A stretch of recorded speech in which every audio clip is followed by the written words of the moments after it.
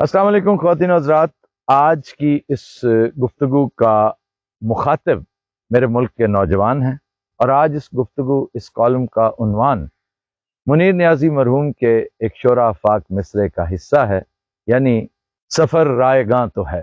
وہ ہے نا کہ آواز دے کے دیکھ لے، شاید وہ مل ہی جائے، ورنہ یہ عمر بھر کا سفر رائے گاں تو ہے۔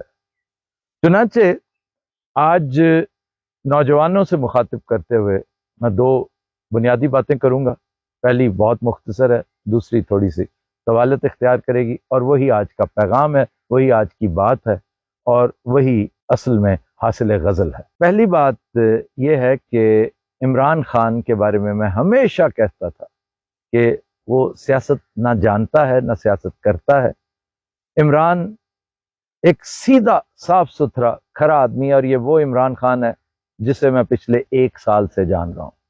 اس سے پہلے کا عمران مختلف ہوگا، اس کی ڈیٹیلز میں نہیں جانا چاہتا، لیکن جو کچھ عمران خان پچھلے 1 سال سے ہے وہ پوری دنیا کے سامنے ہے، وہ کسی سے ڈھکا چھپا نہیں ہے، اور اس عمران کو وال پھیر نہیں آتے، اس کو چالاکیاں نہیں آتی۔ وہ جب بھی سوچتا ہے اپنے دل سے سوچتا ہے، دماغ کا استعمال وہ بھی ہر بہادر آدمی کی طرح کم کم کرتا ہے۔ تو جو اہم بات ہے وہ یہ کہ آپ اگر غور کریں کہ پھر بھی اس کی ہر ٹیڑھی بات، اس کا کیا ہوا ہر غلط کام، حتیٰ کہ ہر غلطی اور حماقت اس کے حق میں استعمال ہوتی ہے۔ تو اس کی کیا وجہ ہے؟ اس پہ کبھی غور کیا آپ نے؟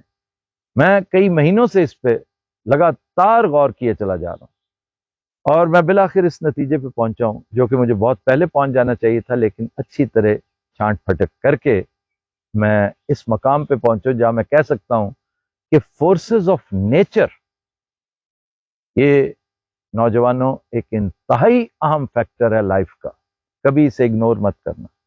اور جب فورسز آف نیچر کہتے ہیں، دیٹ مینز رب کائنات، وہ عمران کے حق میں جا رہی ہیں، وہ عمران کو سپورٹ کر رہی ہیں، اور ہمیشہ فورسز آف نیچر ہی ایک کمزور کو طاقتور کے مقابلے میں سپورٹ دیتی ہیں، ورنہ وہ کمزور تو سوال ہی پیدا نہیں ہوتا۔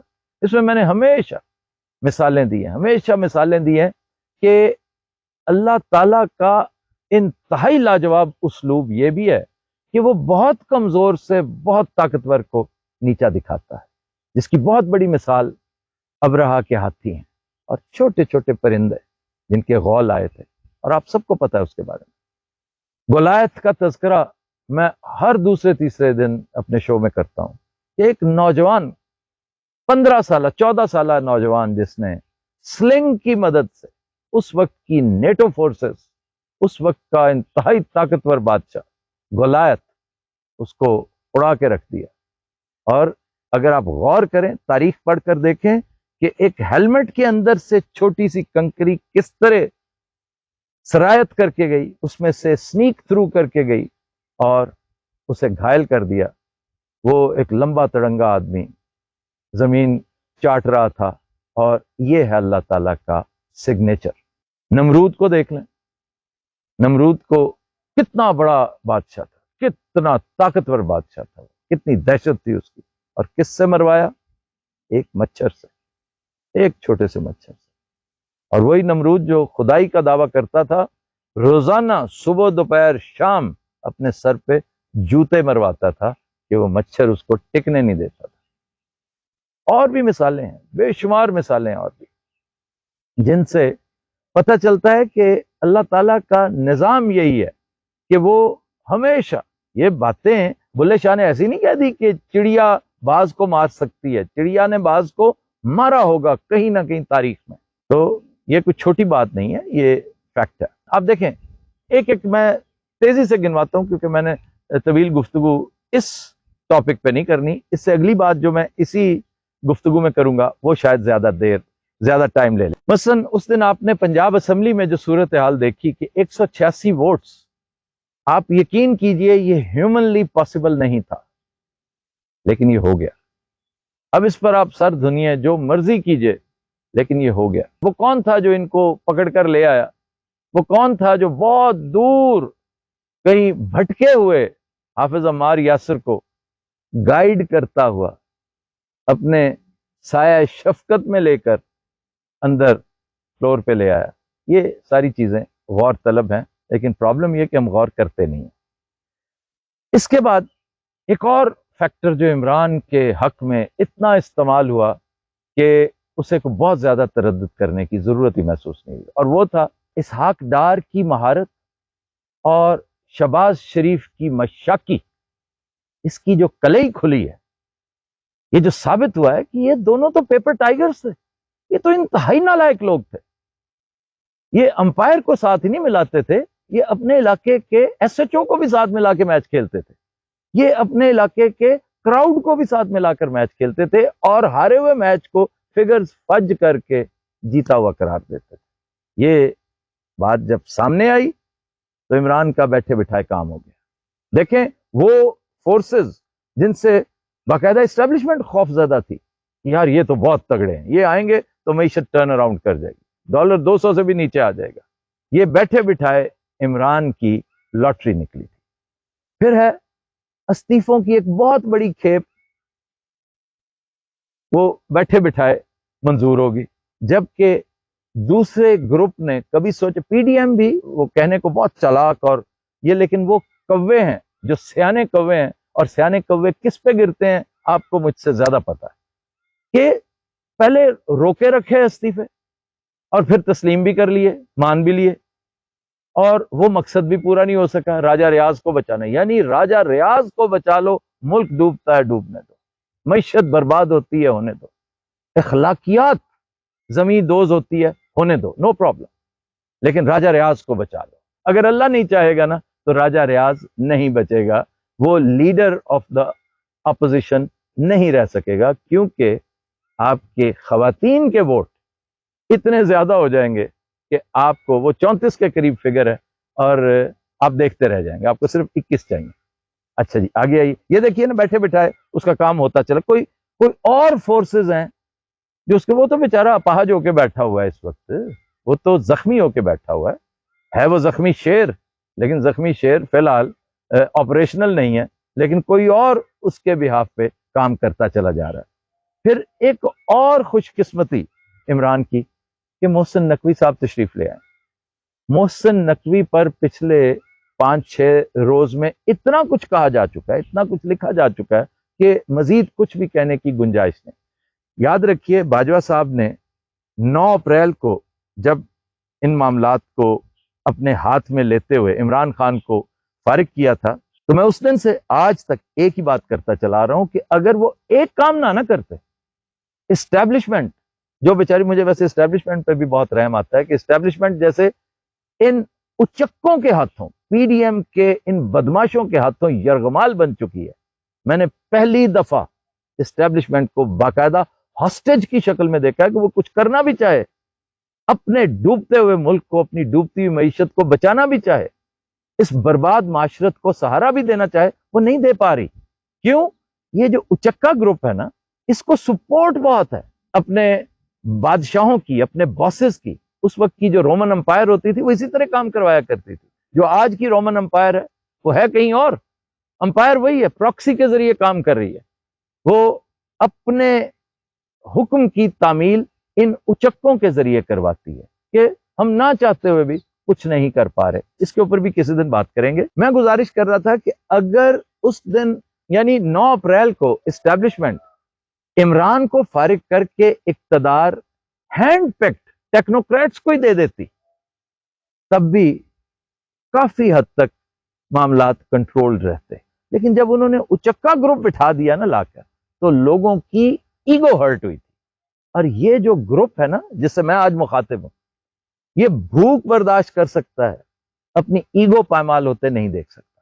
اور شکر الحمدللہ یہ ان قوموں میں ہوتا ہے جن کے اندر خودی موجود ہوتی ہے، غیرت موجود ہوتی ہے. میرا آج بھی ایمان ہے کہ غیرت موجود ہے، کم از کم اس کی رمق مجھے ضرور نظر آتی ہے. ہو سکتا ہے یہ میری خوش خیالی ہو، لیکن اگر اس طرح معاملہ نہ کیا جاتا، اگر بلاول کو وزیر خارجہ بنا کر اس ملک کا مخول نہ اڑایا جاتا، تو حالات قدرے بہتر ہوتے. اب آئیے محسن نقوی کی طرف. محسن نقوی کو اگر کوئی جانتا ہے، وہ پوری صورتحال جو اس کے سامنے ہے اس کو دیکھتے ہوئے محسن نقوی کو وزیر اعلیٰ پنجاب بنانا اس کا مطلب صرف یہ ہے کہ آئین جو کہتا ہے، قانون جو کہتا ہے، اس کو آپ پس پش ڈالتے ہوئے صرف ایک ہی بات کرتے ہیں، کر لو جو کرنا ہے۔ تو ٹھیک ہے، پھر اس سے آپ معاملات کو اور آسان کر رہے ہیں۔ آپ کو پتہ نہیں کہ آپ عمران کے لیے پھر آسانیاں کر رہے ہیں کہ آپ محسن کو لے کر آئے، آپ نے یہ بھی احسان ہی کیا ایک طرح سے عمران خان پر، اس کی پارٹی پر۔ اب آ کر آپ نے گرفتاریوں کا سلسلہ شروع کر دیا۔ اس سے کیا ثابت ہوتا ہے؟ پتہ نہیں چلتا کہ کتنے ڈرے ہوئے ہیں آپ۔ وہ پہلے تو صرف سندھ والوں کی کانپیں ٹانگ رہی تھی، آج پنجاب کی بھی اور وفاق کی بھی کانپیں ٹانگ رہی ہیں کہ آپ نے فواد چودھری کو کس بات پہ کہ جی بغاوت ہے الیکشن کمیشن کی شان میں گستاخی کرنا۔ وہ الیکشن کمیشن جو تاریخ کی کتابوں میں اپنے آپ کو ہمیشہ ہمیشہ کے لیے محفوظ کر گیا، جس طرح آج تک لوگوں کو مولوی تمیز الدین کیس نہیں بھولا نا، جس طرح لوگوں کو جسٹس منیر نہیں بھولا، جس طرح نظریہ ضرورت نہیں بھولا، جس طرح حمود الرحمان کمیشن رپورٹ نہیں بھولی، آسمہ جیلانی کیس نہیں بھولا جو بعد میں آسمہ جہانگیر ہوئی۔ تو یہ کیسے ہو سکتا ہے کہ الیکشن کمیشن لوگوں کو بھول جائے اور یہ ہمیشہ یاد رکھا جائے گا۔ خیر، آپ نے یہ کر کے پکڑ دھکڑ والا سلسلہ کر کے عمران خان کو مرعوب کرنا، وہ گولیوں سے نہیں ڈرا، تمہاری گرفتاریوں سے ڈر جائے گا۔ اور تمہاری گرفتاریوں سے تو 75 سال کا وہ بابا نہیں ڈرا جسے تم نے انتہائی خطرناک اور خوفناک ماحول میں ایک چٹائی اور ایک چھوٹا سا کمبل دے کر -10 ڈگری پہ رکھا، وہ بھی نہیں ڈرا۔ عمران کو ڈراؤ گے تو کچھ اور کرو۔ ڈرنے والا وہ نہیں ہے اور نہ ہی ڈرنے والے اس کے ساتھی ہیں۔ اگر یاد رکھیے فواد چودھری نہیں ڈرا نا تو پھر کوئی بھی نہیں ڈرے گا۔ پھر ایک اور حرکت وفاقی حکومت کرتی چلی جا رہی ہے جس کی طرف دھیان اہل نظر کا فی الحال نہیں پڑا۔ وہ کہہ رہی ہے کہ اگر الیکشن کمیشن تیار بھی ہے نا الیکشن کے لیے تو ہم نہیں ہیں تیار۔ کیوں؟ ہم ڈرتے ورتے نہیں ہیں۔ نو، ڈر چر کس چیز کا؟ ڈر نہیں ہے، صرف یہ کہ مردم شماری ہونے والی ہے۔ اوہو، یہ تو ہمیں اب یاد آیا کہ مردم شماری تو ہوئی نہیں تھی۔ خانہ شماری ابھی ہونے والی ہے، ابھی حلقہ بندیاں ہونے والی ہیں، تو 1-2 سال تو اس پہ لگ سکتے ہیں۔ بھائی تم جو چاہو 50 سال لگا لو، 75 سال سے تم من مانی کرتے آ رہے ہو۔ اور اتفاق ایسا ہے کہ پہلے کوئی اور من مانی کرتا تھا سٹوجز کے ذریعے، اچکوں کے ذریعے۔ اب اچکے اور سٹوجز من مانی کر رہے ہیں اس ہیوی ویٹ اسٹیبلشمنٹ کے ذریعے، جو میں آج بھی سمجھتا ہوں اور اپنے ایمان کا حصہ سمجھتا ہوں کہ ہماری اسٹیبلشمنٹ کی اکثریت پاکستان پرست ہے۔ وہ پاکستان کو اپنا اوڑھنا بچھونا سمجھتی ہے، پاکستان کو ماں کا سٹیٹس دیتی ہے۔ میں کیسے مان لوں کہ وہ ان اچکوں کے کہنے، لیکن بعض اوقات مجبوریاں بھی تو ہوتی ہیں۔ یہ جو سارا سلسلہ ہوا ہے نا، جو میں نے اوپر باتیں کی ہیں، ان کے بعد ایک نئی چیز جنم لیتی ہے اور وہ ہے مزاحمتی سیاست۔ یہ دیکھیں یہ کیسی خوش قسمتی ہے کہ عمران خان کا کام آلموسٹ بنا ہوا نظر آ رہا تھا کہ اب رستے میں کوئی رکاوٹ نہیں ہے۔ تم نے اسمبلیاں بھی تحلیل کروا دی، تم نے یہ بھی کروا دیا، وہ بھی کروا دیا، باجوہ صاحب بھی چلے گئے، اب 4-5 لوگ رہ گئے ہیں، تو اب حالات ٹھیک ہو جائیں گے۔ لیکن لوگ خاموش سست الوجود سے بن کے بیٹھے ہوئے ہیں، کوئی شور شرابہ، کوئی رولا نہیں۔ ورنہ مہنگائی کے خلاف آپ ریلیاں تو نکالتے نا، کوئی ریلیاں شیلیاں والا معاملہ ہوتا کوئی۔ میں یہ نہیں کہتا، کبھی نہیں کہوں گا کہ آپ بدامنی کریں، آپ توڑ پھوڑ کریں، نیور۔ یہ کر کے آپ اپنا کام خراب کریں گے، آپ دوسرے کو موقع دیں گے انٹروین کرنے کا، اور وہ نہ چاہتے ہوئے بھی انٹروین کرے گا۔ میں پولیس کی بات کر رہا تھا، تو پچھلے دنوں پولیس کی ٹاپ براس میں جب یہ معاملات ہو رہے تھے تو آخر کسی سرپرے نے بات باہر ریویل کی ہوگی نا، یہ جانتے ہوئے کہ بھئی یہ میرے ملک کے لیے نقصان دہ ہونے جا رہا ہے جو کچھ آپ کرنے جا رہے ہیں، تو جس سے ہلچل شروع ہوگی۔ اب دیکھیے بات ہو رہی تھی مزاحمتی سیاست کی کہ بیٹھے بٹھائے پی ٹی آئی کی ٹیم ایسی ہے کہ وہ میچ کھیل ہی ایک طرح کی پچ پہ سکتی ہے، اس کے علاوہ نہیں، اور وہ ہے مزاحمتی سیاست۔ یہ پچ دے دو تو اس سے اچھا کوئی اور پرفارم کر ہی نہیں سکتا۔ یہ سارے چیگویرا ہیں۔ تو کیا ہوا؟ آپ نے خود اپنے ہاتھوں سے مزاحمتی سیاست کا دروازہ کھول کے ان کے لیے پورا فیلڈ خالی چھوڑ دیا۔ دوسری طرف کے جیسے میں کہتا ہوں نا کہ اسٹیبلشمنٹ وہ نہ چاہتے ہوئے بھی بہت ساری چیزیں، لیکن میں یہ بھی مانتا ہوں کہ اسٹیبلشمنٹ فار ایور خاموش نہیں رہے گی. یہ خاموشی لامتناہی نہیں ہے. انشاءاللہ تعالی ہماری اپنی اسٹیبلشمنٹ. پریشان ہونے کی، ڈرنے کی، دکھی ہونے کی ضرورت نہیں ہے. چند لوگ، 10 15 20 لوگ اسٹیبلشمنٹ نہیں ہوتے. اب آئیے دوسری طرف کہ اللہ تعالیٰ نے پھر سے آپ کو ایک لٹمس ٹیسٹ دے دیا ہے. پھر سے آپ کو اللہ تعالیٰ تو آزماتا ہے، مفت میں تو کچھ نہیں ملتا. اور پھر آزادی اتنی بڑی نعمت ہے کہ یہ تو سوال ہی پیدا نہیں ہوتا. دو چیزیں، ہدایت اور آزادی، یہ بہت تپسیا کے بعد ملتی ہے، بہت محنت کے بعد ملتی ہے. آپ کو ہدایت بھی اللہ نے دی، آپ کو آزادی کے تمام عناصر ترکیبی آپ کے گھر پہنچا دیے. اب بھی اگر آپ گھروں سے نہیں نکلتے، اب بھی اگر آپ صدائے احتجاج بلند نہیں کرتے، لیکن میں پھر کہوں گا پرامن صدائے احتجاج، اس وقت تک جب تک عرصہ حیات آپ اور آپ کی قیادت پر تنگ نہیں کر دیا جاتا، پرامن صدائے احتجاج بلند نہیں کرتے، تو پھر کاہے کی آزادی؟